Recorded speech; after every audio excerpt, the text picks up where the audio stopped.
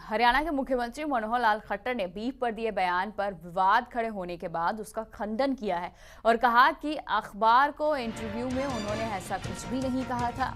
खट्टर ने कहा कि उनका किसी भी भावना को ठेस पहुंचाने का कोई भी इरादा नहीं था, इसलिए मैं खेद जताता हूं। तो पहले सीएम ने ये बयान दिया कि अगर भारत में रहना है तो मुसलमानों को भी बीफ खाना छोड़ना होगा, क्योंकि भारत जो है परंपरा को फॉलो करता है और यहाँ पर विश्वास, एकता जैसी चीजें हैं और गाय को यहाँ पर पूजते हैं, तो बीफ खाने वाले के लिए भारत में कोई जगह नहीं है। इस तरह के बयान जो है इन्होंने एक अंग्रेजी अखबार के इंटरव्यू के दौरान दिया था।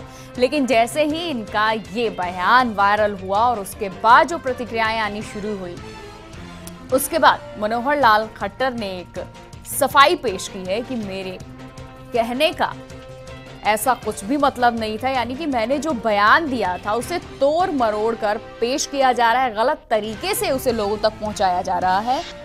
मुझे किसी को ठेस पहुंचाने का मेरा कोई इरादा नहीं था। अगर मेरे बयान से किसी को ठेस पहुंची है, खासकर मुस्लिम समुदाय को, तो उसके लिए मैं खेद व्यक्त करता हूं।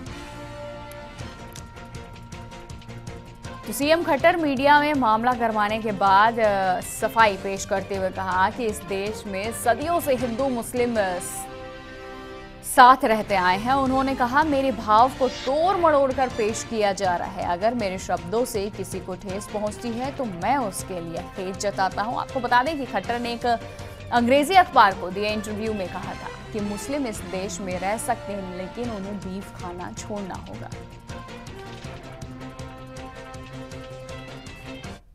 हरियाणा विधानसभा में हमने एक अपना बिल पारित किया, जिसमें गौरक्षा के ऊपर वो हमारा बिल था, गौ संवर्धन, गौ संरक्षण के ऊपर सर्वसम्मति से हमारा वो बिल पारित हुआ।